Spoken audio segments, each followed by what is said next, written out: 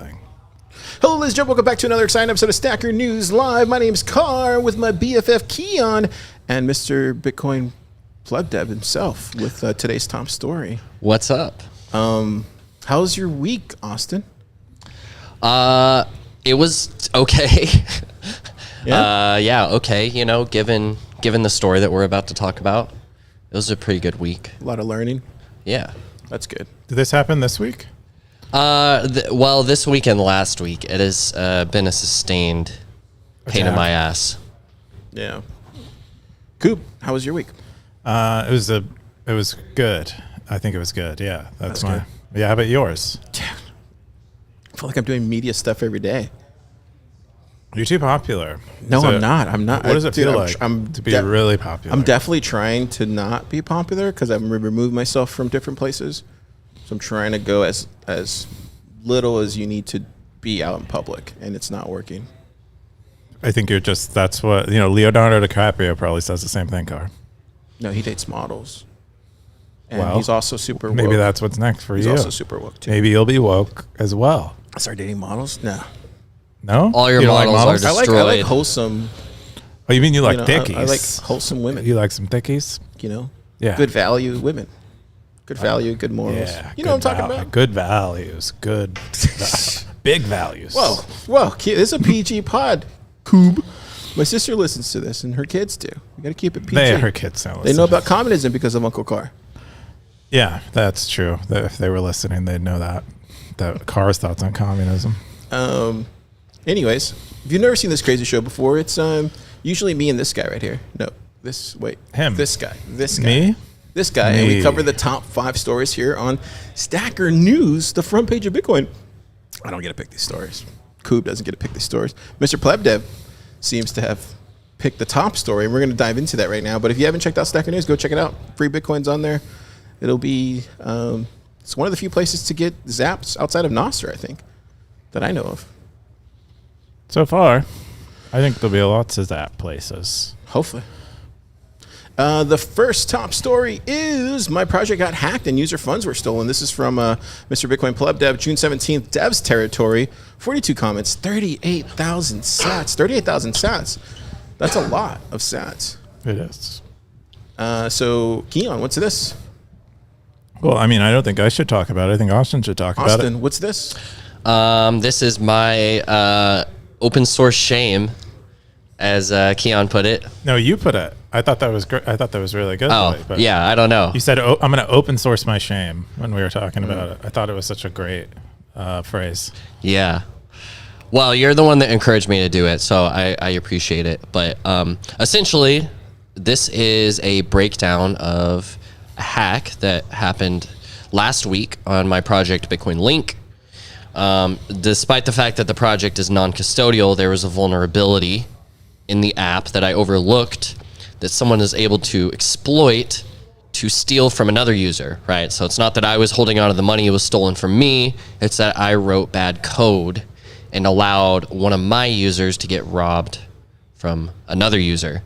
So pretty bad time. But, this, I guess high level, this happened last week. I dealt with it. I fixed the issue pretty quickly, communicated with my user that it happened to, and, everything was fine to kind of proceed and keep it in the dark and keep it low key. But yeah, I mean, talking to some of the people around the lab and talking to Keyan, he encouraged me that I should share it. And after I thought about it, I was like, of course I should share this. If I'm only sharing projects that work out and here's my tutorials and stuff like that, it's kind of dishonest if I only share stuff that works and I don't share the stuff that I do that doesn't work. What'd you learn? Yeah. What I learned, I mean, I try and summarize it at the end, but it's a lot of lessons that sound very trite, very cliche, but it's things that it takes on a whole new weight when you go through it. And it's essentially about, for one, reviewing my code and understanding that if I have an app where I'm serving real users, what kind of risk am I exposing them to? What kind of promises am I making for them? And I shouldn't take that lightly. like just throw out my hackathon project and start taking on users and start scaling it. And that's sort of what I did, is I, just built it for the hackathon. I started adding features and I got a few users and was feeling good. And I didn't take this extra time to look back and consider, what's at risk here? And is there anything that I overlooked in my initial build out? And I think it's also just, man, there's a lot of nuanced stuff about, I guess we could get into with some of the comments down below. Yeah, well, I just want to say from my point of view, I'm super proud of you, Austin. It's hard to admit failures and to admit things that you screwed up on, but super proud of you. It takes a really strong man to admit that kind of stuff. So I think that's tremendous, because I know there's people out there that have done similar things and haven't shared their story about it for whatever reason that may be. But yeah, just want you to know that. The first top comment was from Gray Ruby. He says 200,000 sats is not too large a price to pay for a lesson. Onwards, indeed. What do you think about that? Do you think that's accurate, Austin? Yeah, I mean, it's true. It's kind of like I said, I would have loved to pay it up front if someone would have messaged me and been like, hey, look, I can rob on your users right now. Like, pay me the equivalent of what I would rob them. Yeah. And I would be like, sure, sounds like a deal. Yeah, and usually the exchange would be, they tell you how they would do the attack, and then you have like a bit of a lead and wouldn't get the money stolen. You would be volunteering it. It's like a way more virtuous way to do it. I think if you listen to people talk about bug bounties, though, they feel like they don't get the value of the bug. Like they'll find like really critical vulnerabilities in something. I think recently there was a bug in L&D that was disclosed a couple months ago, not the one that was disclosed this week, that I think the person got paid like $2,500, and it was like a pretty significant bug. And it just seemed I think I like the eye for, well, like it's not really eye for an eye, but it's like whatever you could take, I would pay, unless you're willing to take less. If you're like that, you don't want to, make me poor to report a bug. But yeah, and it's interesting too. Like Ray Ruby says, it's not a large price to pay for a lesson. Like, and Frost Dragon says, yeah, the bounty for that kind of thing is worth more than 200k sats. It's definitely true. Like the expertise that the hacker had to have. Not that it was such a crazy elusive hack. I made a mistake and basically left an endpoint unprotected. But nonetheless, what they had to understand about, for one, the inner workings of my app, and for two, the inner workings of Nostr Wallet Connect. Like, this is someone who has, a lot of experience. So yeah, I mean, it's pretty interesting. And there's only a few hundred of us in the world that even understand how Nostr Wallet Connect works. So there's a very small pool of potential hackers here, which makes it interesting. But their expertise was definitely at play. yeah. So yeah. One thing I was gonna ask before we got too deep in the comments was if, like, some people, they draw the line at non-custodial where where things like this can't happen, where like their funds cannot get lost as a result of a provider error or like malfeasance. And I think legally that like there's like the line is drawn somewhere else where this is non-custodial, because the person can unilaterally like exit trusting you without your permission. So what are you saying? Are you saying that since it was non-custodial, fair game? No, I'm not talking about the attacker. I'm mostly talking about non-custodial solutions in general. And I know some people who define non-custodial as the provider not being able to be attacked and lose someone else's money.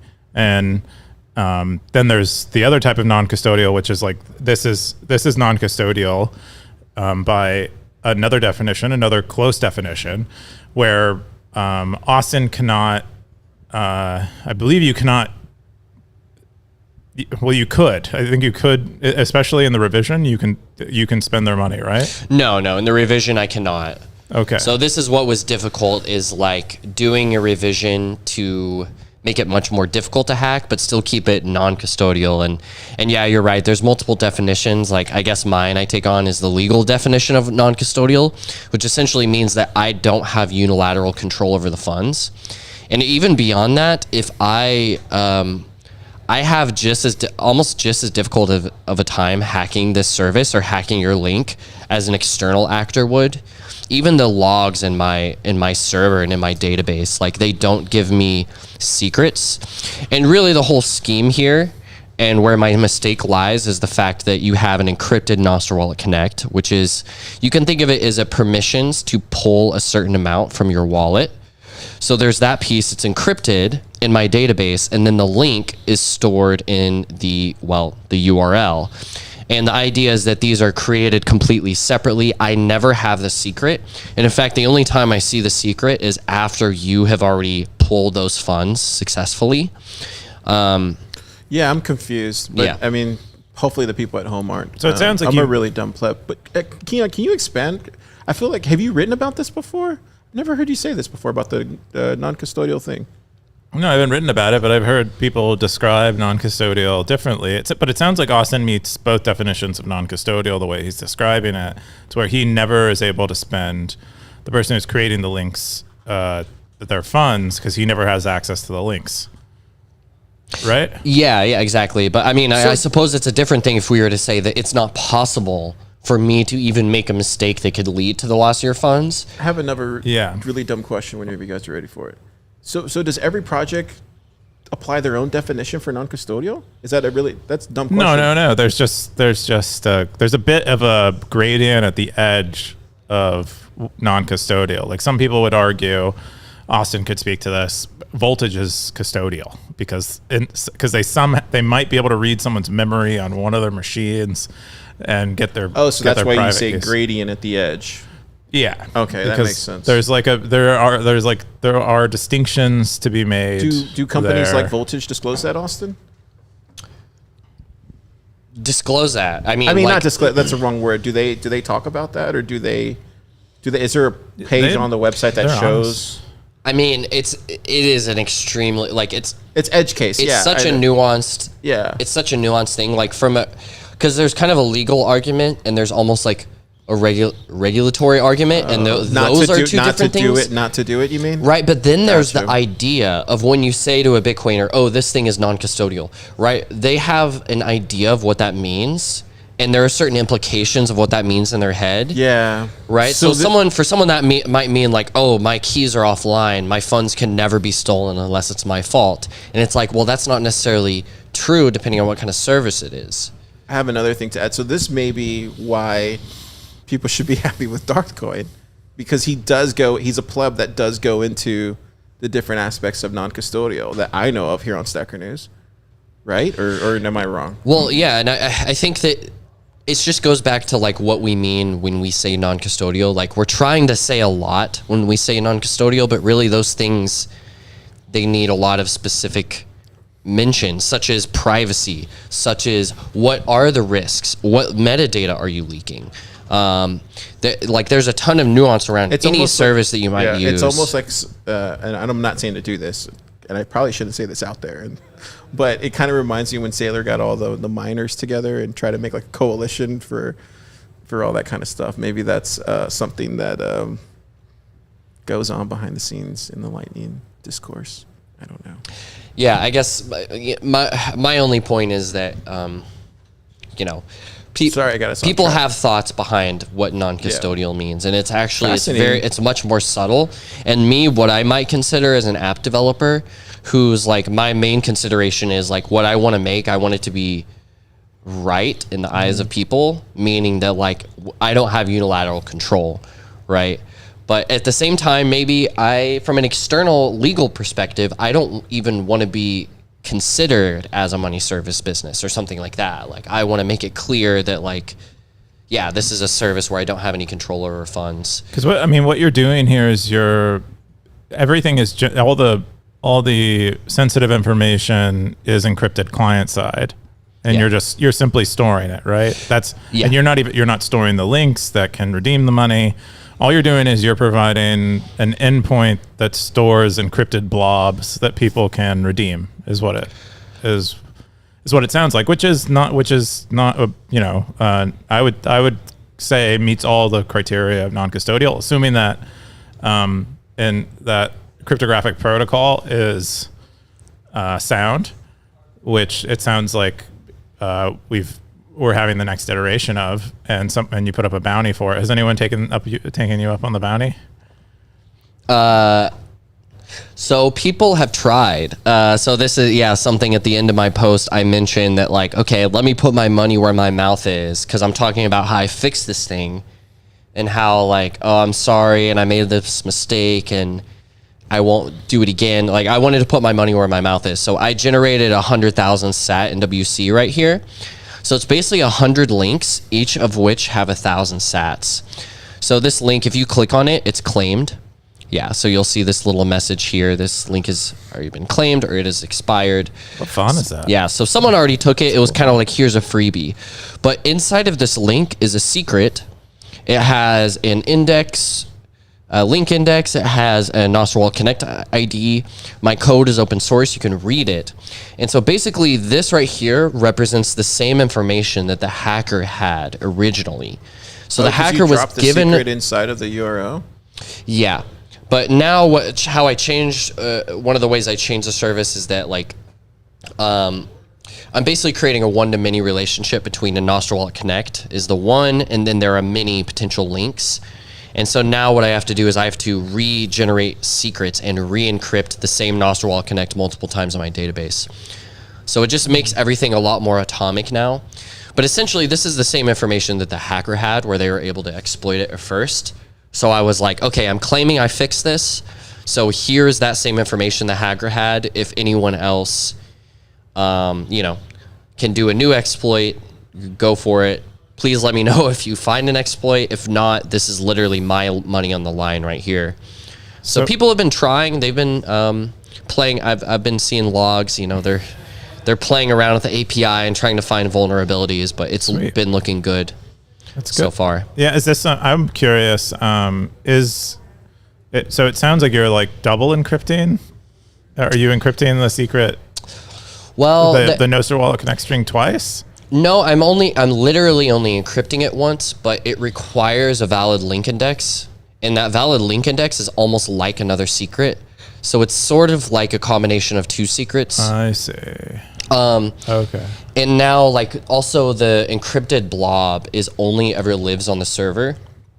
It never surfaces through one of the endpoints. This is one of the other mistakes I made, was that it actually got pulled down in the client side when it was decrypted, which, as I recall that now, is just like stupid. There was no reason to do that, but it's like this is what happened. I made this MVP during the hackathon, and it just worked, and I was like, oh, I'm not going to go mess with this. I want to build my shiny new features. We tend to forget. I mean, I think when we're coding things, it's why I become so when I notice an issue in my code, I know I'm going to get lost on some rabbit hole in another part of it, so I'll leave myself a to-do comment. And then when I'm about to like ship something, or around the time I'm about to ship something, I'll look through the I'll search through the code and be like, where are the to-dos at? Where are the like triple X's that I leave in my code comments to alert me to something? Or I'll like intentionally break something so that it will remind me that I need to go back. But it is like there's so much you have to keep in your mind when you're making these things, and especially at a hackathon where the kind of culture is to be poorly slept and not be or to prioritize presentation. It's hard to remember all the little hacks and stuff you made. So very relatable.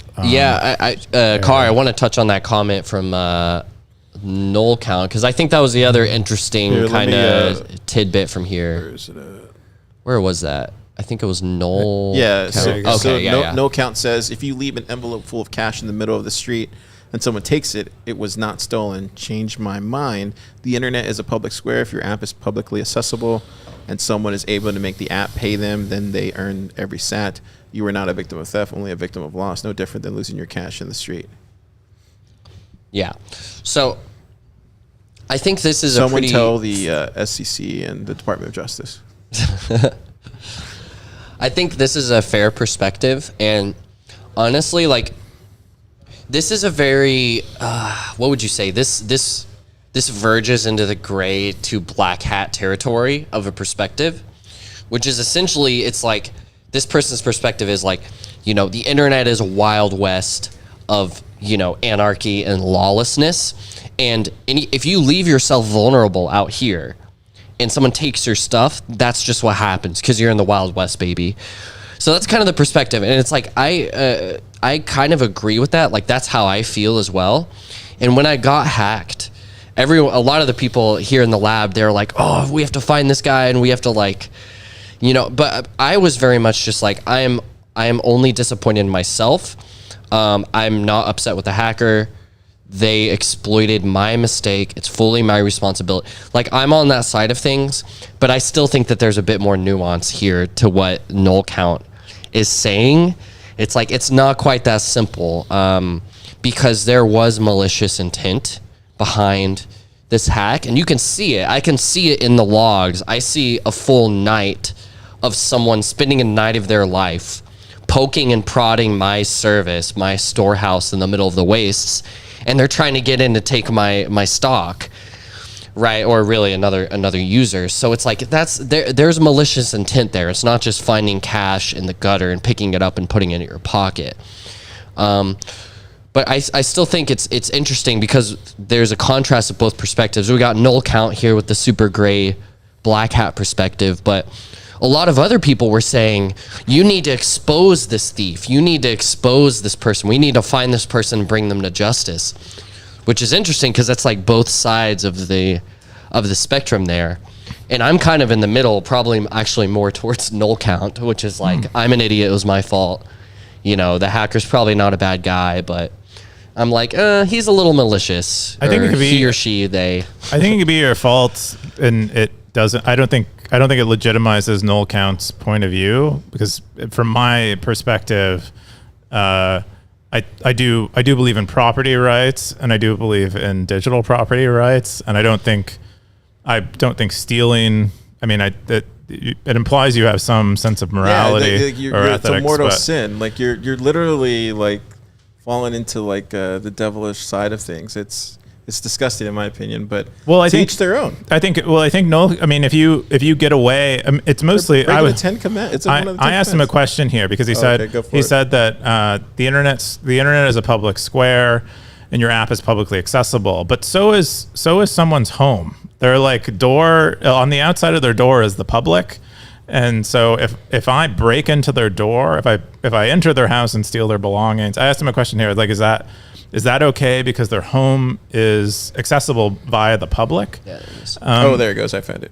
And and I mean, it's either he doesn't believe in property rights in general, or he thinks digital property rights are different than physical property rights, which is interesting. I think some people do feel like they are distinct things and, you know, different things. I tend to think of them as in the same way. You take stealing very personally. Mm-hmm. One time your Stacker News hat was missing for like 2 hours, and you lit off, bro. Well, I only had 10 of them at the time, and I thought someone violated my trust. Yeah. But it was someone who I trusted doing what I gave them permission to do, and I'd forgotten. Yeah. I think we covered, that's probably like episode 2 or something. You should definitely check it out if you're a fan of Stacker News Live. Anyway, the other thing I was going to say was I tend to get people the benefit of the doubt, you know, because I think that's just the way to do it. In this scenario, maybe the person had reason to do it. So, I mean, did you ever get in contact with them, Austin? No, I'm waiting to do that. You should find my comment I made about, I forget what I said exactly. It might be towards the top. I don't see it. This one? Blockchain Boog also said the same thing. He said stealing is wrong. I haven't been scammed myself. No, scroll up a little bit more. Okay, there we go. I should also mention there's a lot of details I have to leave out for privacy security reasons. Yeah, some of the things, if you're a developer, you might read through this and might think some of it doesn't make sense, but Yeah, privacy security reasons. But I'm 90% positive I know who hacked Bitcoin Link, and it is a prominent developer in the space. I'm sure everyone would recognize. I'm not absolutely certain though, so I wouldn't name them, but they could definitely still shoot me a DM. So if this person is watching, please reach out to me.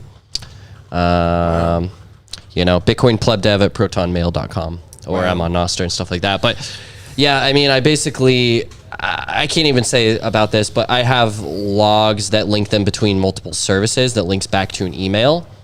And as I mentioned before, I mean, whoever did this is a developer that understands Nostr Wallet Connect. They're a developer that's clearly within the Bitcoin, Lightning, Nostr space. So it's a small pool of people. So it's a little bit disturbing to see that like this attack was done by someone that appears to be someone that could be my peer, someone that I would have drinks with at the bar after a Bitcoin conference.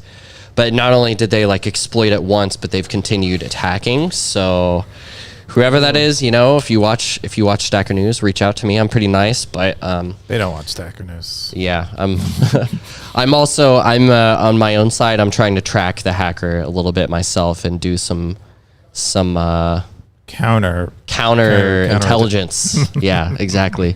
Wow. But overall, I mean, this is my first time I making a service quite like this where users could even lose funds. So wow, I've learned a lot. I'm very humbled. I'm very sorry. And at the same time, this is the first time I've been hacked quite like this.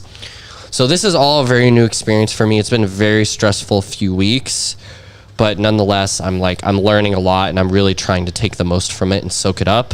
But man, just take my lesson to heart and don't have to go through it yourself. Just take that extra bit of time. And one last thing I'll say is one very easy thing I could have done here is I could have capped the amount that users could create in links to minimize the possibility that someone could have a lot of money hacked. That was just such an easy thing I could have done to be like, oh, you could only create a Nostr Wallet Connect for up to 100,000 sats or something like that. So even if like maybe you're putting out your hackathon prototype, that's cool. Just make sure that you're at least minimizing the potential of loss for your users, and then give messages up front to let them know that this is alpha software, and I think the more bad things can happen. I think the more interesting thing here is, and I do hope the person was just kind of like, trying to help you out, and maybe he's going to send you a long email of like what he found and stuff like that. But it would be interesting, and maybe at TabConf to do like a war hack scenario for like this kind of stuff. That would be cool. Do you know what I mean, Austin? Like where you guys all try to hack your own projects? That would be really cool. That'd be cool. Extremely valuable. Like, I mean, I would almost want to what would you call that, Super? What would that be called? Where you guys all try to hack your own projects, like at TabConf? Black Hat. Okay, there you go. Yeah, something like that. That would be fun. Red team, blue team. Tidwell, if you're listening, there you go. Yeah. Yeah, penetration testing. Pen testing for Lightning. That would be cool. Yeah. But, awesome. Thanks for having me on. Big lesson learned. Dude, thanks for coming on and sharing this. I didn't think when I asked you today, I was expecting you to say no. So good on you. Good on you. Yeah, if you want to hear more from Austin, he did a podcast with Car recently. Where is, well, he didn't post it on here. I think I posted it. Yeah, probably. You've been having issues finding it. He has devs territory. What's the devs territory? I never heard of it. The devs territory is just, it's everything for the devs.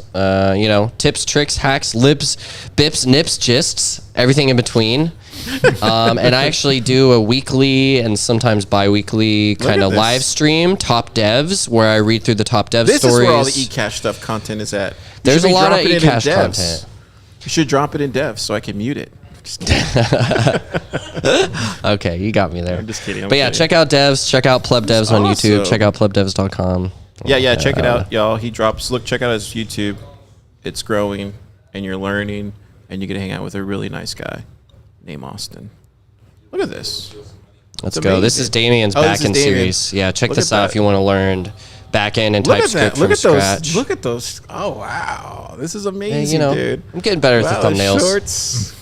Devfluencer. I hear that you want a bigger face in the thumbnails. The big people like to click on big faces. This is actually true. I found out. So here's a dark, interesting tidbit, dark secret. I found out some of the biggest YouTubers. I've been studying thumbnails lately, and I noticed that in a lot of these big YouTube channels and their thumbnails, so they put their face really big on the thumbnail, but they make their eyes reflective. They make their eyes shiny. They edit the eyes Where's Logan at? in the thumbnail. Is this true? So it draws your attention. I don't know, something about it. Yeah, it makes it have more of the appearance, like when you're scrolling past it, this person is making eye contact with you because there's like the reflection of the eyes. It's really crazy. If you look closely, like there's a lot of psychology Interesting. beneath it. But anyway, that's a whole other topic. This is cool. We'll check it out. Zap them.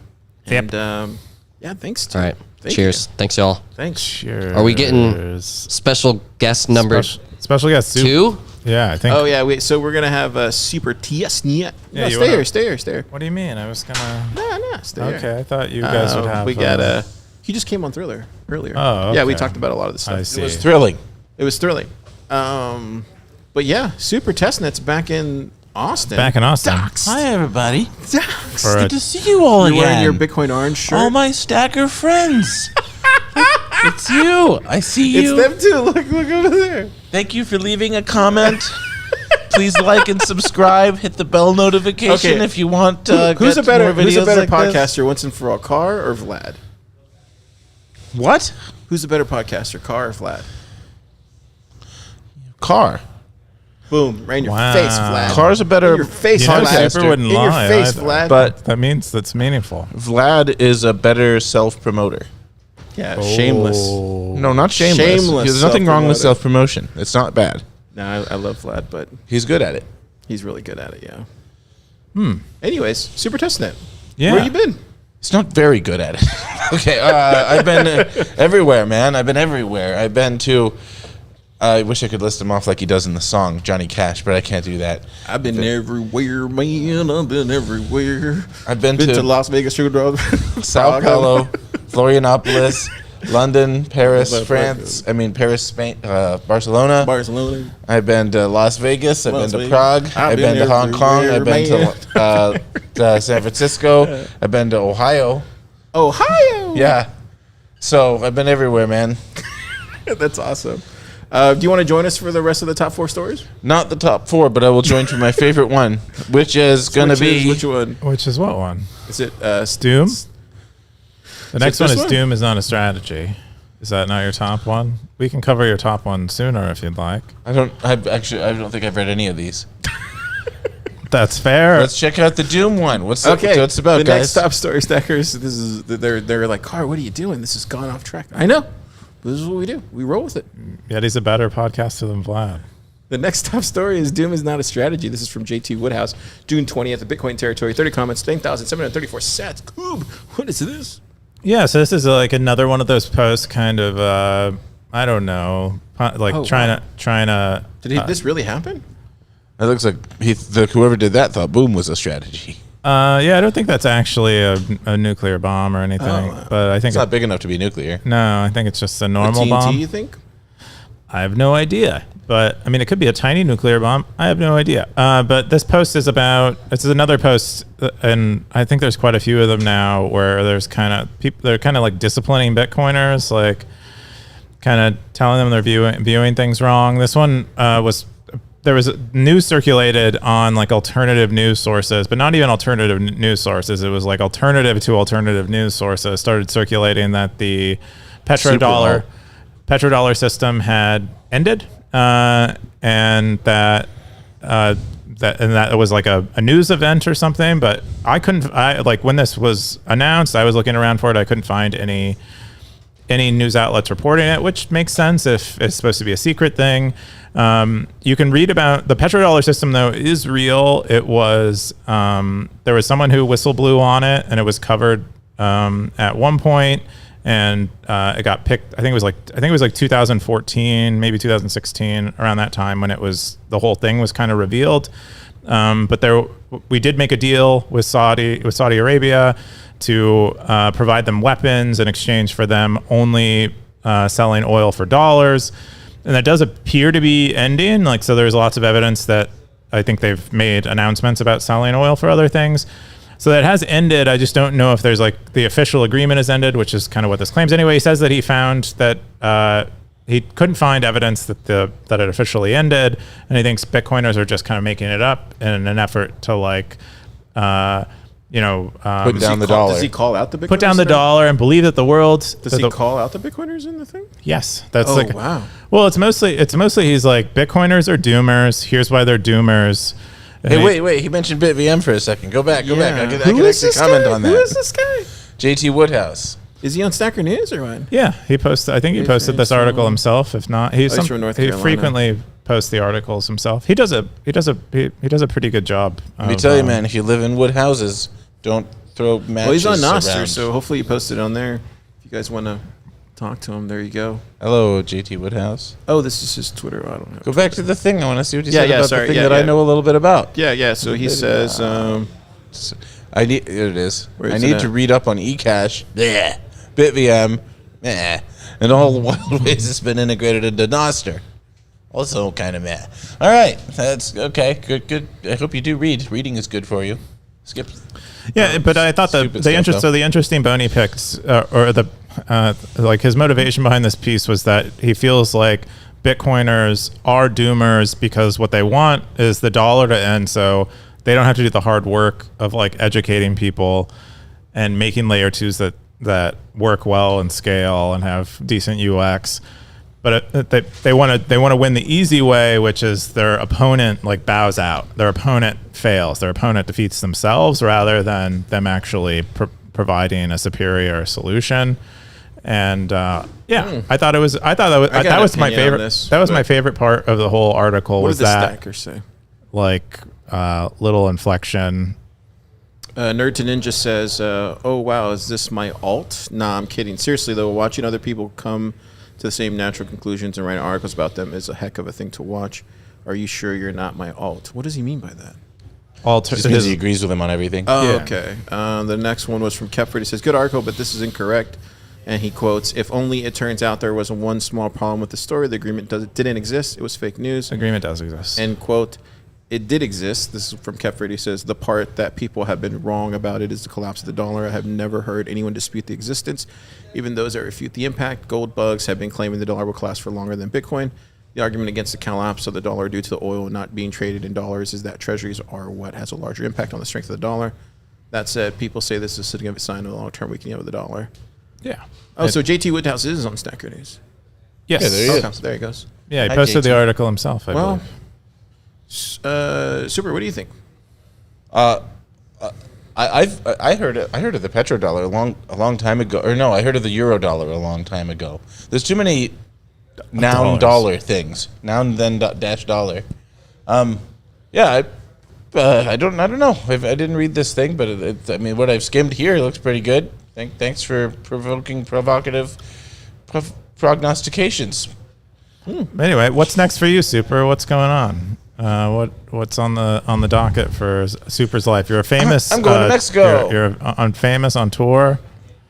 I got I took a flight to Mexico today because I'm going to go help Chris Guida. Shout out to Chris Guida to build a BitDevs down in South America Middle America, Mexico, North America. Yeah, finally got there, North America. This is my website, which is up there for some reason. Well, because you're selling workshops. You're a cam guy. Yeah, And you're I'm a cam guy? You're a cam guy. What, is that like a cam girl? No, but because they don't have. You're a cam guy, and you're selling workshops. I don't know what a cam guy is. Is that just someone on a camera? I think so. It's a man. yeah, I'm that. It's a man on a camera. That's what I meant. Okay, but I'm not familiar with this term. It's a term I made up. That For fits. fun. Yeah, I'm on camera sometimes, and I sell. I mean, I'm a cam guy right now. I'm even selling my likeness to people. So if you go click that, you can buy a video of me, which is kind of like selling my likeness. So This is check awesome. it out. Talk about your next work. Your next workshop is June 25th in New York. Yeah, Whoa. but this isn't super shill time. Let's talk about. This is Stacker News time. Yeah, Coop. All right, fine. I thought Super. So, did you have anything else to say about this? No, I thought I brought up the things I thought were I think the interesting biggest about thing it. here is just to get back to the whole thing. I think it's not that Bitcoin, and I'm not talking for all Bitcoiners, but I'm talking for myself. I don't think that I'm convinced the way some people are about the ending of the dollar, but when you look at all the data that's there, it speaks loudly. And if you listen to certain people in the space, like a lot of the Parker Lewises and some of these other people who have been doing a lot of the research and stuff like that, I know Parker pretty well. I don't see him as somebody just doing that to show his bags. He doesn't seem like that type of man. So that's all I would say to that. The dollar's death will be slow. Totally. It destroys itself intentionally over time in order to get people to work more. Yeah. And just Bitcoin doesn't do that. So it's not you can't. But its death is slow enough that you can't just rely on that. Like do the hard work. So. Yeah. Overall, I suppose I agree with the thesis, but I do disagree with the specific. Or I haven't read. Yeah, I have no idea about the Saudi stuff. I can't say I disagree with anything because I haven't read it. I have no idea about the Saudi stuff. That's not my lane. But I probably agree with everything you say, my friend. But probably the doomer stuff in the dollar, like all the information's there. Like you just have to go and do the research, and if you don't have time to do that, then Sorry, I haven't read your thing. Yeah, I'll check it out this weekend. The other top story is that's me. I guess I can head out. So. You're heading out? Okay, cool. Bye, Super. We'll see you when you come back from Mexico. Wait, he's not leaving today. I'm not heading. I'm not leaving right now. I was saying it from the point of view of the viewer. Bye, viewers. Okay. See you on my camera. See you on my. You'll see me on my camera. I don't know, something like that. All right. Cool. Mic drop. Say something real quick. Hello. Okay, cool. I muted the right one. Yeah. What a beginning of the show. Oh yeah. Threw a lot of things off.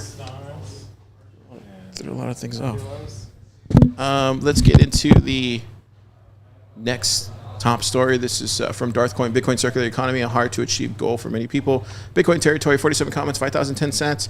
June 16th post. Coop, what's this? Yeah, so this is Darthcoin. Kind of, being the best Darthcoin that it can be, and trying to encourage people to do more circular economy stuff.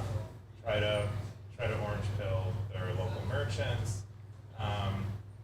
Try to get away from using fiat. Who was that top comment there? Was that Jimmy? Yeah. He's the only person of notoriety that actually comes to Stacker News and comments. That's what I'm saying. Be the example, Jimmy. I love it. I think he does. Jimmy does have. Jimmy's been saying this a lot, probably for the last year. He really thinks what Bitcoiners need to build are, kind of trad mom and pop businesses that are Bitcoin focused or Bitcoin favoring, and we don't have that yet. And so it'd be, especially as Bitcoiners get more wealthy, this is something that maybe becomes more available to them, is starting a car washing business or a laundromat or a landscaping business that accepts Bitcoin.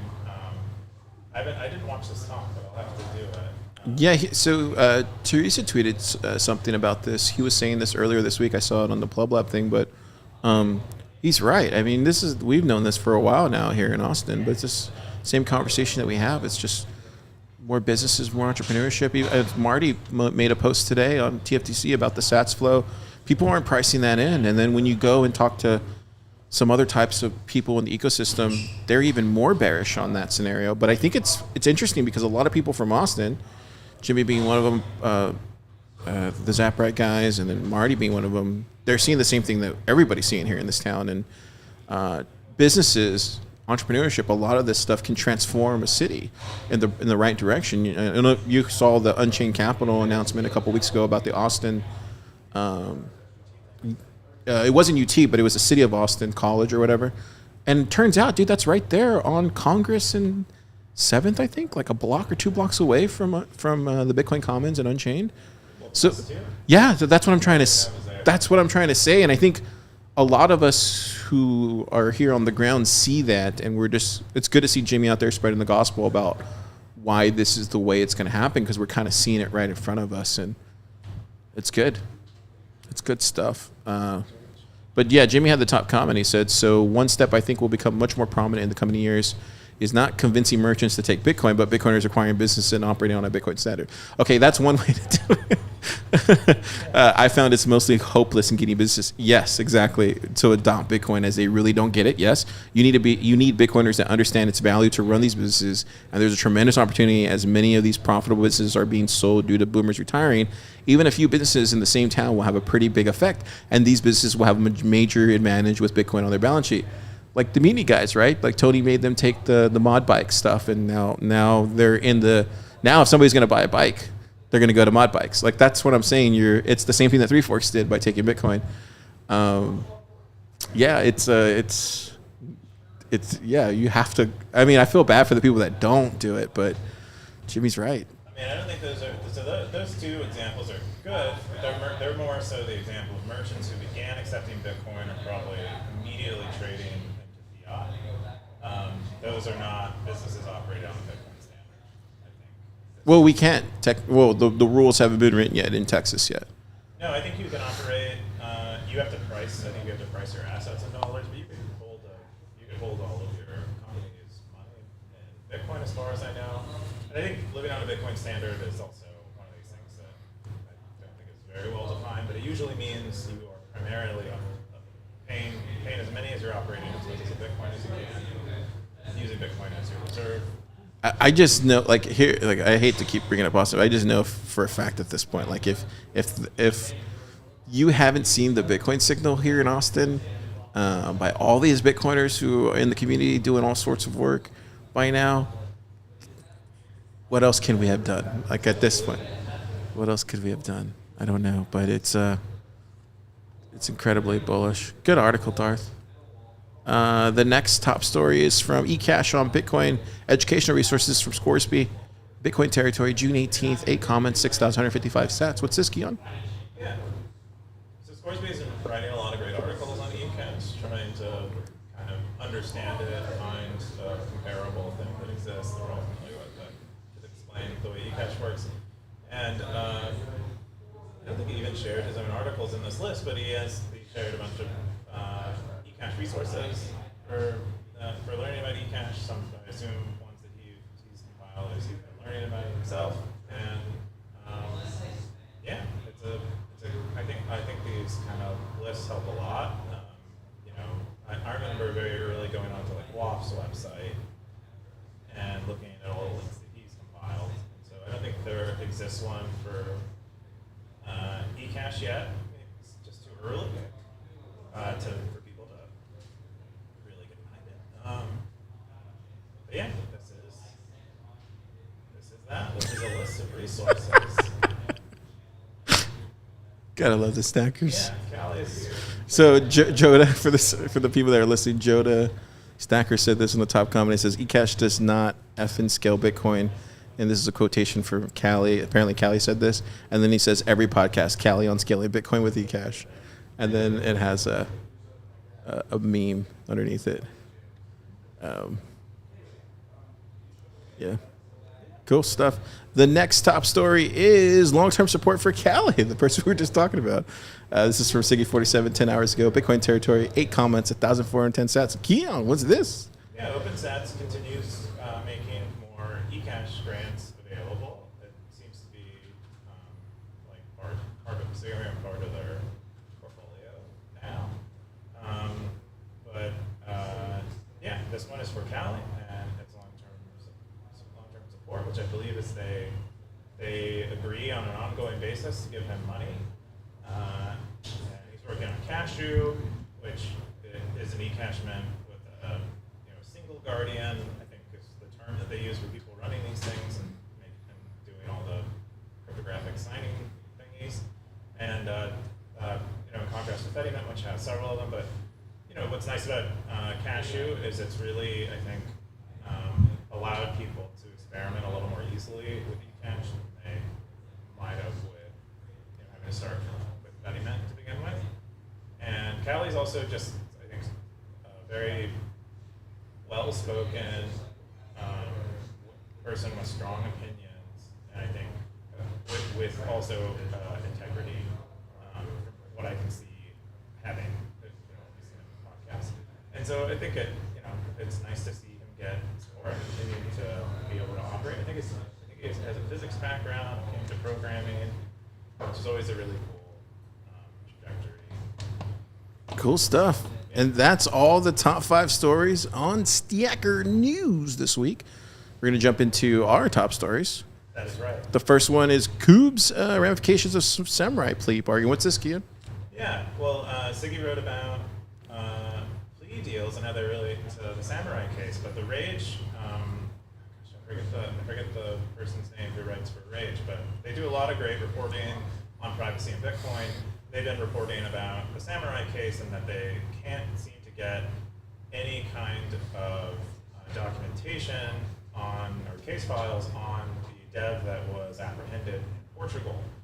And Siggy concludes that from his experience as a lawyer, in New York City, where this case is being tried, which might have relevance or not, I don't know, but he says that it's very common when someone is cooperating with authorities and likely to plead guilty for, I think a 5K is what it's called, where the judge will give them leniency in the sentencing. It's very common that their case files are not available to the public and they're hidden.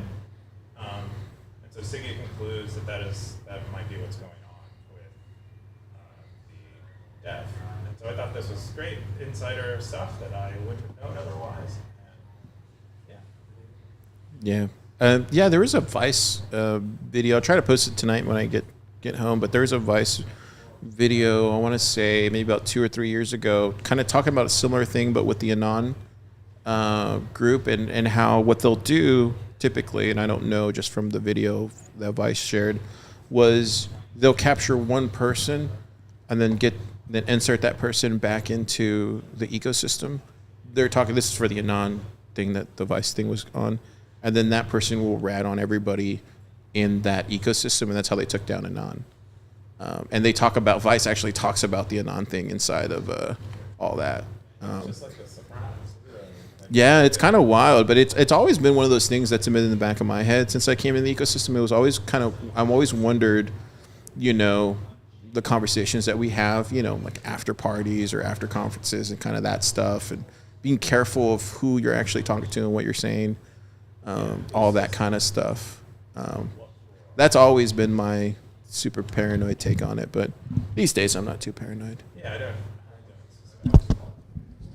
No, I'm not saying we do, but I'm saying like it's interesting that Siggy posted this. Yeah, no, I thought this was great. Because that's immediately what I thought of that Vice thing.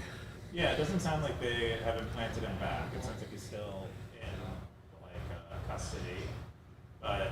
That Monero guy. So there was a Monero guy that got arrested in the crossing borders. I forget which Monero guy it was, but and then I'm not sure whatever happened to him, but I would imagine they planted him back or something. Like, it's scary, dude. Once they got you, they got you. Hopefully that doesn't happen to these guys. Yeah, we'll see. We'll see if Ziggy's right about them, one of them taking guilty plea and cooperating to the detriment of their partner. We'll see. Yeah, it's kind of a tough place to be. But I would just say that no one's gonna fault you either way. I wouldn't personally.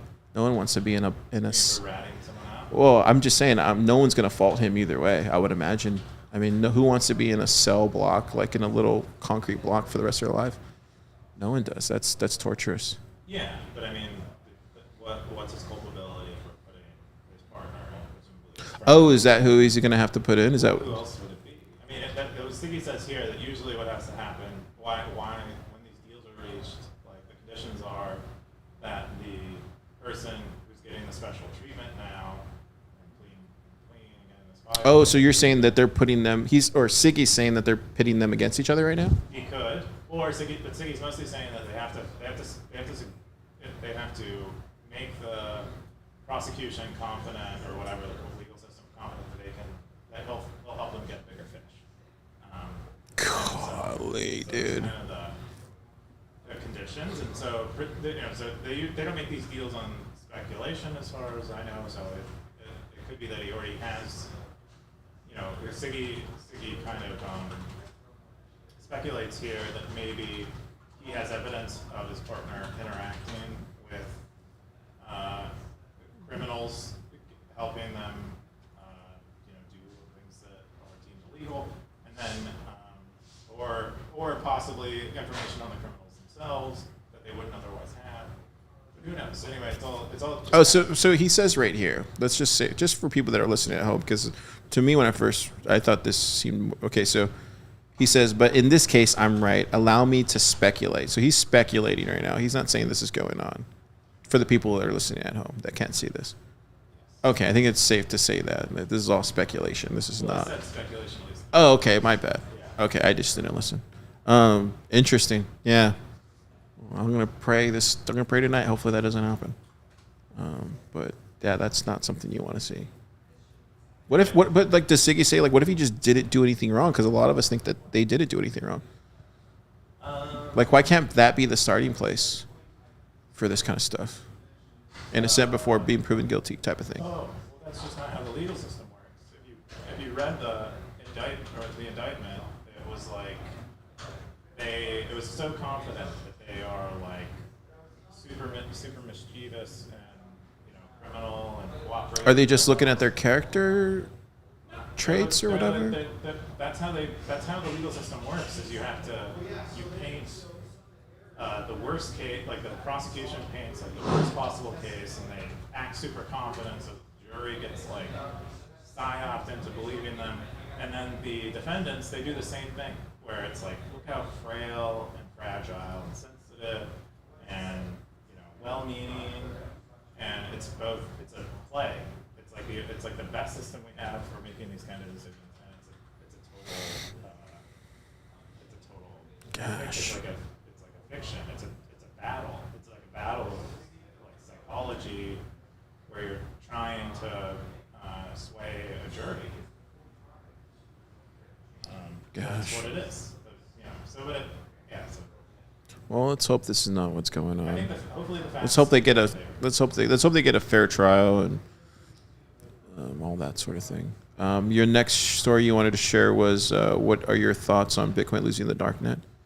Yeah, this is an interesting conversation that comes up quite a bit, especially among Monero people, because this is kind of one notch on Monero's belt, is that it has more darknet usage than Bitcoin does, and so it comes up over and over again. It usually sparks a lot of discussion, and so there's a lot, and a lot of it relates to Bitcoin's UX, Bitcoin's privacy UX. So if you're interested in Bitcoin privacy, improving Bitcoin privacy, participating in these discussions or reading some of the debates that are had, it's probably a good idea. It happened all over the place. But like this one in particular generated 151 comments because there's a lot to disagree about. Was there any comment that you wanted to bring up, or? I think people are talking about eCash, and that eCash is going to fill a privacy role for Bitcoin. Tom Lay's in here is, I think we call him Tom Lott. Tamales? Tamal describes that Lightning is already better than Monero. EK jumps in too. Yeah. So there's a lot of perspective here, but I think fundamentally it is. I mean, even Peter McCormick on his own podcast, I think recently was doing one with Kelsay from Ordinals, and he said that he still has Monero, and he has Monero for darknet things because he doesn't trust himself. He doesn't trust himself to be able to go through Bitcoin privacy UX in the right ways, and so he uses Monero for that. Who? Who said that? Kelsay did? No, this was Peter McCormick. Oh, wow. Kelsay would be able to navigate it pretty easily. But it's fundamentally like a UX thing, and Bitcoin's privacy UX just isn't Yeah, it looks like the stackers. obvious. Definitely check it out if you're interested in that conversation. The other one is DOS Disclosure LND Onion Bomb. What's this? Yeah, this is my last one. So this is I think it was LND version 16 or before, or maybe just before version 17.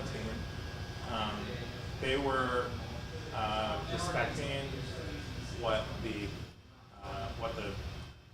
person who was routing through their node said the length of the data was, and they would allow the person to say the length of the data was 4 gigabytes, and they would allocate memory to do that. So you could basically trick a node into allocating so much memory it would crash. And so this was found by Matt Morehouse, who does this fuzz testing. Does a lot of fuzz testing on Bitcoin stuff. I believe he's been continually sponsored by Spiral to do this kind of testing, which is really important testing for finding these things that are like kind of non-obvious to like a reasoning conscious person. But become fuzz testing is like when you test things with a lot of randomness. So we exposed this bug and reported it. It got patched in version 17.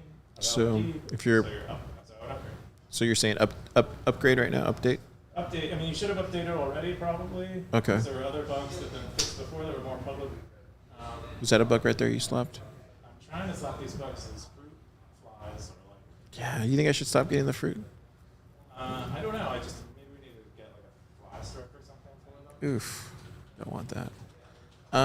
Maybe get like or maybe do like one of the maybe just throw away maybe don't get apples anymore. Yeah. So update is what you're saying. Yes. Okay, cool. Your LND, so you do Cool. not get an involuntary crash. Nice. Then your other top story was Lugano trip report. Yeah, Lugano. Leo did these great El Salvador trip reports that we. Oh, is he going to Lugano now? This is another person. Oh, another person. Oh. This is Red Radish. And they went to Lugano using Bitcoin. Zap him. Zap them. And Lugano is in Switzerland, very commonly known to be the like home of Tether, and very crypto friendly. They even have their own shitcoin that is like backed by their local currency.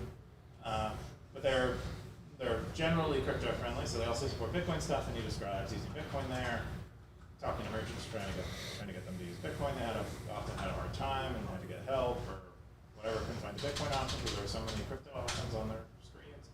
But another place where you're seeing some like merchant adoption. Awesome. Yeah, I hope to go to Lugano at some point. It'd be nice. Beautiful. It's really. I've only been to Zurich for like 24 hours, but it was a very nice place. Just for 24 hours? Just for 24 hours on the layover. I had some hot dew. I had a rude waiter. Wait, what's a rude waiter? Is that a drink? No. Oh. That'd probably be a great drink. I don't know what it would be. I thought that was a drink. Probably make it look like someone spit in your glass. Ah, that makes sense. But it's actually spit, you know? No, it shouldn't be spit, but it should look like spit. You're like, can I get a double rude waiter? And then you just get spit. Yeah, that'd be cool. But yeah, it felt like a real.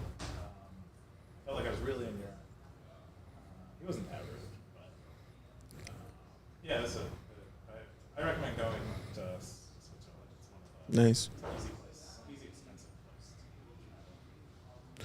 place. We're gonna jump into my top stories this week that I was watching. This is one that Oscar posted. I think it was about a week ago, but he had some. What he said. What are some ideas, implementations, critiques on various bounty systems? And then he also specifically asked you about your Stacker News bounty system, because I guess people think you and Moritz have figured it out as far as a bounty system. Oh, I don't think he was asking about the open source bounty system. Oh, he wasn't? Oh, okay. He didn't specify. I thought he meant ours. Because he used a Stacker News bounty to ask me about bounties, so I thought he meant the current bounty. Oh, okay. So what did you tell him? Can you summarize this? I told him the biggest concerns are that people do work and they don't get paid, or people don't do work and then want to get paid. Those are like the problems you have to solve for. And so I lay out kind of how we thought about it. Austin was the one who suggested we do bounties on Stacker News, and I shared basically the way we thought about it, the choices we made. And there's lots of decisions to make and trade-offs. That's cool. And then can somebody copy your GitHub way that you did it on yours? They can copy. I mean, if they want to copy the code, which would be probably pretty hard, put it in another project, but they can copy.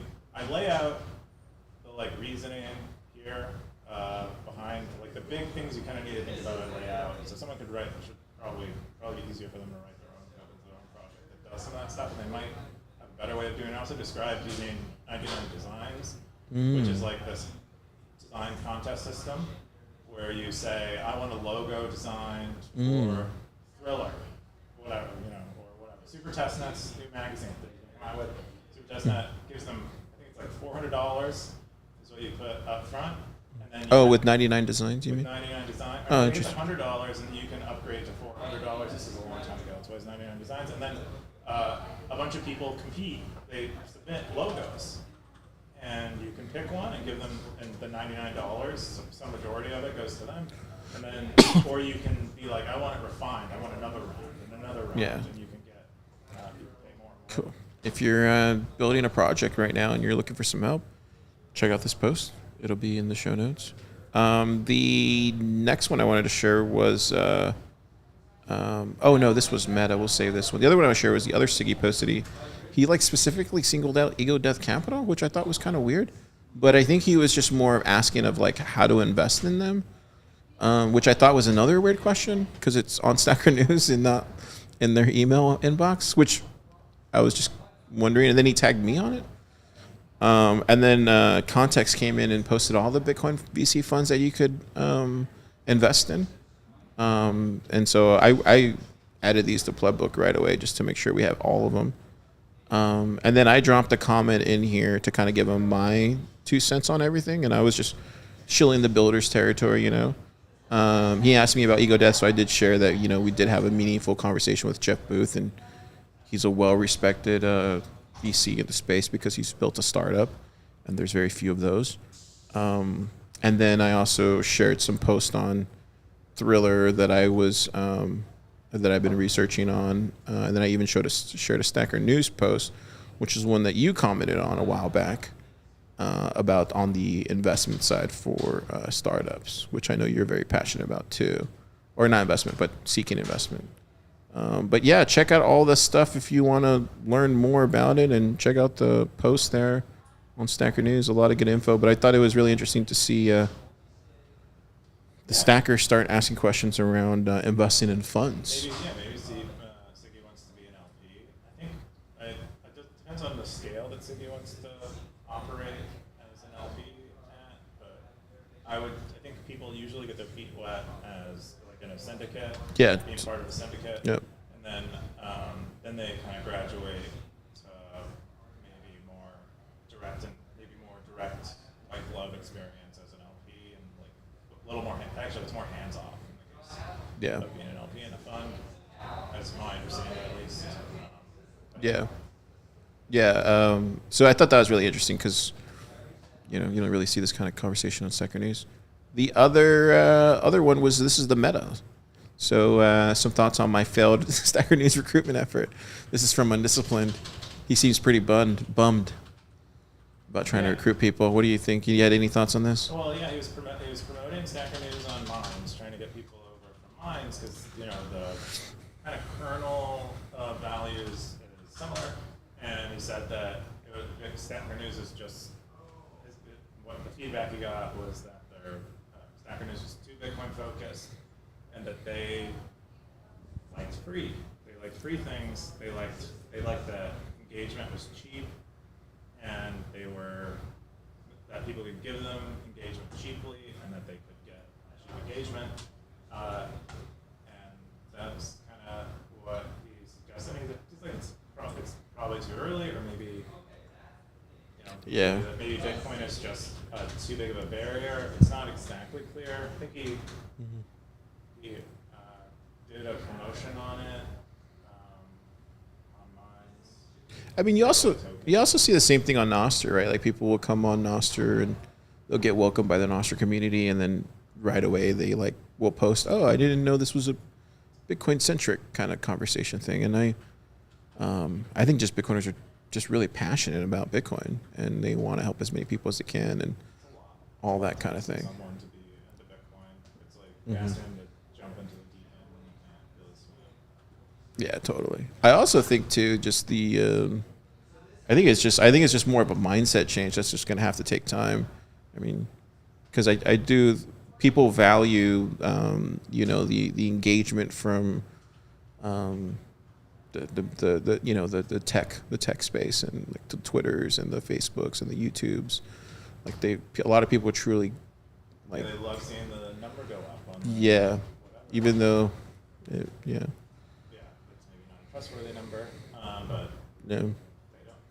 Their psychology doesn't know that, or they don't let their psychology know that. Yeah. Interesting stuff. Let's jump into what are we jumping into? Top stackers of the week. I think there was another meta. Oh, was there? It was from Elvis. He talked about streaks.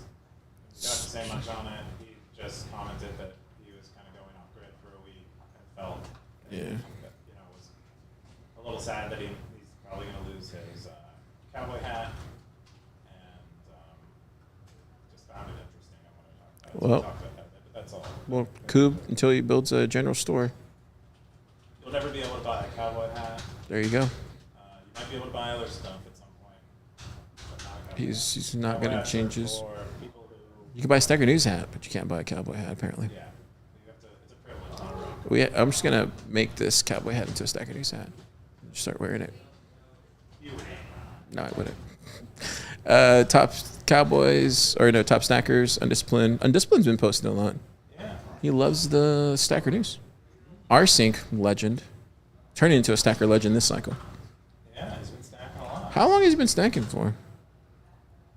Pretty early, not super early. Oh, 23 February. Oh, okay. So a relatively new stacker. 0x Bitcoiner, also another legendary stacker. Nout. It's good to see Nout back. Yeah. Hey, now. He started. Hopefully we see you at in Nashville. He started a territory, tutorial territory. He's been writing pretty awesome tutorials. Cool. Get the top Cowboys, the most boring segment of Bitcoin. You're almost, so that just EK that basically is holding the top spot? I do not think so. I think it's down further in the list. Looks like David's maintained his hat. Oh. Undisciplined has moved up there quite a bit. Blockchain boop. Blockchain Blockchain boo. boop. CC Stacker. Blockchain Jerry boop. Jerry Garcia coming back. Literally. Cool. That's all of everything. Oh, Million Sat Madness real quick. Even though it's Million Sat Day. This is who's winning the day. Where am I at? 100,000 seconds. I'm not in here. There you go. 33. 33. It's about time. Have you one post, 5 comments? Dude, I've been busy today. That's what people are like, oh, Car doesn't comment. I got work to do. I wish I could just work on Stacker News Live all week. This is not the world we live in, Coop. Gotta have 15 jobs. You do. Just the way it rolls. No jobs, like The other, what else? Oh yeah. What are you gonna do this weekend? I want to pull up the comments. what am I gonna do? Oh, there's a new. They released the second half of Bridgerton. So I'll probably watch it. What is that?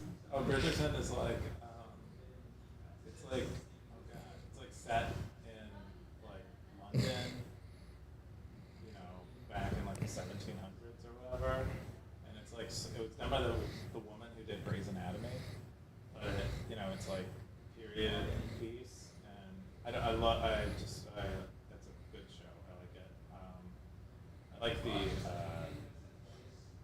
I like I like shows with social dynamics in them.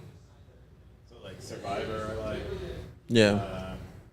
And you know, specifically co-ed, where the dynamic is it's very it's like sort of an unstable dynamic in some ways. And so I like that also in fiction. Yeah. But how about you? What are you doing? Yeah, I saw the Fatima movie this week. It was good. You should watch it. It was good. It was a good. Still trying to finish that book, the one that you gave me. Trying to finish that, and then I have another book that I'm reading. I've been reading a lot of books lately. Reading a lot of books. That's why you're getting so smart. No, I'm one of the dumbest people around. Really dumb. Around. Yeah, around here. I don't know many other people who read 2 books. I read a lot of books. in a weekend. Well, I use Audible. That's kind of cheating, but I can't. I need. I'm a visual guy. You know, I need to see the book in my head. If that makes any sense. Like I need to watch it. Do you know what I mean? Like I can listen to it and then visualize it in my head. But then if I read the book, it's just like not visually stimulating for me. You can up into a book at times that it can actually be more stimulating to the visual mind. Totally, especially if you have a creative imagination, Yeah, that's kind of the whole which I thing. do. Yeah. And God, I mean, in some books I read, I'm just like there and in it. Yeah, it's so cool, right? Very like VR. Yeah, totally. Totally know what you're saying. We got Blockchain Book said Zap from last week's episode. Vake, thumbs up. Thank you guys. And then we got Johnny Rico. Sup, dudes? What's up, dude? And then I'm gonna go to Zap stream because I think a lot of stackers are there asking questions. Let's see what they say. Are we? There we go, right here. Yeah, popular show Keyan. Let's see where are we at. Oh, hang on, I gotta go here. Let's see what they say. Oh, we got. Let's see here. Zappy Friday. Coop's audio's off. Fix it in post. Case study for checking comments during the stream. Then at the end, odd that they skipped the second and third top stories when doing a top 5. Yeah, sorry. This is what happens when you have. When you have Super Testnet in town, you got to stop the show. We don't get to see him too often. Totally was about Super B here. Oh, you're right. Blame Super Testnet for busting in and throwing off the show. Ha ha ha. There you go. See, they get it. The stackers get it. Coop. And Coop for sticking posts, and Car because he's the host. Oh, that was a rhyme. And then Undisciplined says, I blame everybody. Cool. Oh, 117 said, here comes the fun part where they read the comments. Yeah. Next time, ask questions. Yeah, it was a good show, Keyan. It's a good show. Yeah, I'd like to think all Oh, I should tell the stackers who are listening. We're going to be doing a live show in Nashville with a special guest who I won't say it is yet, but I'll post it on Stacker News here in the coming weeks. We need to get a venue. TBD. If it's an Airbnb, I'm not going to go. We'll have a stand-in.